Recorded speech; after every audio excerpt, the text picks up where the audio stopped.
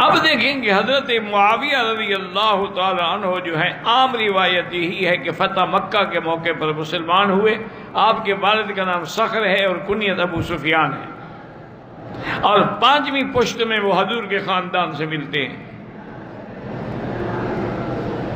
مشہور روایات یہی ہیں کہ دونوں باپ بیٹا فتح مکہ کے موقع پر مسلمان ہوئے، لیکن حافظ ابن عساکر نے اور ابن تیمیہ رحمۃ اللہ علیہ نے تحقیق کی، انہوں نے کہا کہ نہیں، وہ فتح مکہ سے پہلے اسلام لا چکا تھا حضرت معاویہ رضی اللہ تعالی عنہ وارضاہ۔ اور اس سے بڑی بات کیا ہو سکتی ہے کہ حضور پاک نے اس کے ایمان اور اسلام لانے کے بعد اس کے لیے دعا کی اور اس کو کاتب الوحی بنایا، وہ وحی کی کتابت کرنے والا ہے۔ ایک روایت میں ہے کہ جبریل علیہ السلام آئے، انہوں نے کہا کہ یا محمد صلی اللہ علیہ وسلم، آپ میری طرف سے معاویہ پہ سلام کہیں، اور معاویہ جو ہے امین علی الوحی، وہ اللہ کی وحی پہ امانت دیانت والا ہے اور صحیح کتابت کر رہا ہے، اور جس کے لیے حضور نے دعا کی کہ اللہم اجعلہ ہادیا، اس کو ہدایت مہدیا وہدی بھی، اس کے ذریعے اوروں کو بھی ہدایت عطا فرما۔ اللہم علمہ الکتاب وقہ العذاب، یا اللہ اس کو قرآن کا علم عطا فرما اور عذاب سے نجات عطا فرما۔ اور ایک جگہ دعا فرمائی کہ اللہم علمہ الکتاب ومکنہ فی البلاد، اللہ اس کو علم قرآن نصیب فرما اور دنیا میں حکومت و اقتدار بھی نصیب فرما۔ یعنی آپ دیکھیں کہ ایک دفعہ حضور ام حرام کے گھر میں لیٹے ہوئے تھے، آپ نیند سے بیدار ہوئے تو مسکرا رہے تھے۔ ام حرام نے پوچھا تو آپ نے فرمایا کہ میں نے خواب دیکھا ہے کہ میری امت کے کچھ لوگ ہیں، یرکبون علی ثبج البحر، وہ دریاؤں پہ چڑھ کے کشتیوں پہ بیٹھ کے جنگ کر رہے ہیں، قد اوجبوا، ان کے لیے جنت واجب ہو گئی۔ اور ایک روایت میں ہے کہ آپ نے فرمایا اللہ نے ان کو اصحاب بدر کا درجہ دیا ہے۔ بی بی ام حرام نے بھی دعا کی کہ حضور دعا فرمائے اللہ مجھے بھی ان میں شامل کر دے، فرمایا انت منہم، تم بھی ان میں شامل ہوگی۔ تو سب سے پہلے بحری بیڑے بنانے والا حضرت معاویہ ہے۔ اپنے بھائی یزید ابن ابی سفیان کی قیادت میں بحری بیڑے کی لشکر کی کمان کرنے والا حضرت معاویہ ہے، اور جس نے اس بحری بیڑے کے ذریعے قبرص کو فتح کیا اور بڑے بڑے ملکوں کو فتح کیا، حتیٰ کہ کفار جنگوں میں تقریباً 80,000 کے قریب قتل ہوئے۔ یہ ساری کامیابی حضرت معاویہ کو ملی۔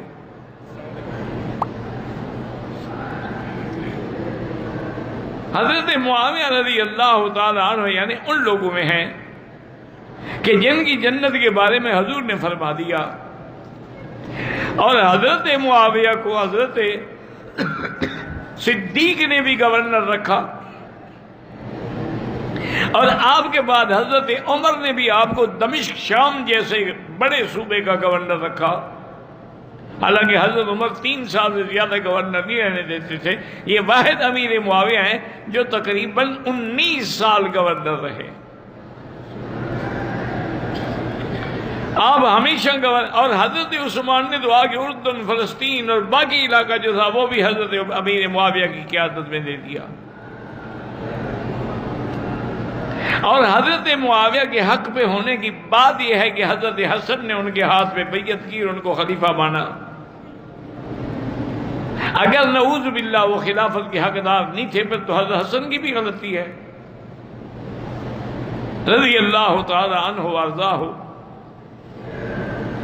حضرت معاویہ رضی اللہ تعالی عنہ بڑے لہیم شہیم اور بڑے خوبصورت انسان تھے، اور بڑا آپ کے چلنے میں، کھڑے ہونے میں، بیٹھنے میں آپ کا بڑا وقار اور دبدبا تھا، لیکن بڑے حوصلے والے اور حلیم تھے۔ اتنے اقتدار کے باوجود بھی پھٹے ہوئے کپڑے پہن لیتے تھے۔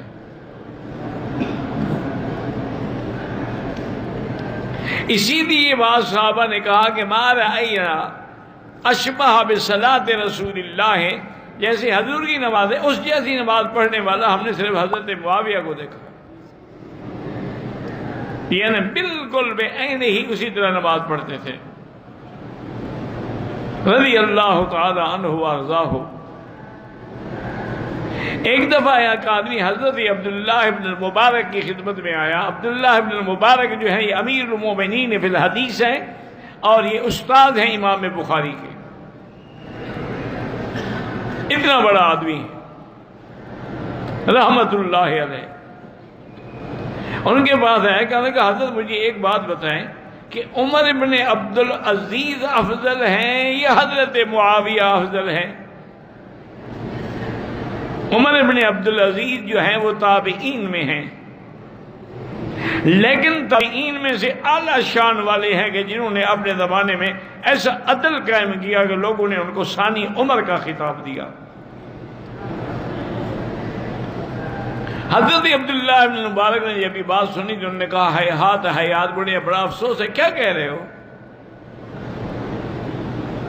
لغبار دخل فی انف فرس معاویہ فی الجہاد مع النبی صلی اللہ علیہ وسلم افضل من عمر ابن عبدالعزیز۔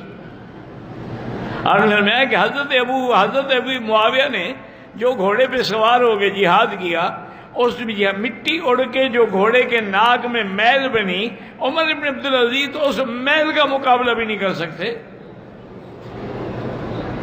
انہو صاحب رسول اللہ صلی اللہ علیہ وسلم، عمر ابن عبدالعزیز کا بڑا مکان ہو لیکن صحابی تو نہیں ہے، حضرت معاویہ تو صحابی ہیں، تو ان کا مقابلہ کیسے کر سکتے ہیں؟ وہ صحابی رسول ہیں رضی اللہ تعالی عنہ وارضاہ۔ اسی طرح سیدنا امیر معاویہ رضی اللہ تعالی عنہ کا جو سب سے بڑا مسئلہ ہے خلافت یزید کا، اس کے بارے میں آپ بات کو سمجھیں۔ حضرت معاویہ نے سوچا کہ پہلے بھی بڑا اختلاف ہوا، جنگیں ہوئیں، نقصان ہوئے، اب میری موت کے بعد بھی ایسے حالات نہ ہو جائیں، اب میں کمزور ہو گیا، بوڑھا ہو گیا، کب تک میں زندہ رہوں گا؟ کیا میں اپنے بیٹے کو اپنی زندگی میں اپنے خلافت کے مقام پہ بٹھا دوں اور اس کے لیے بیعت لے لوں؟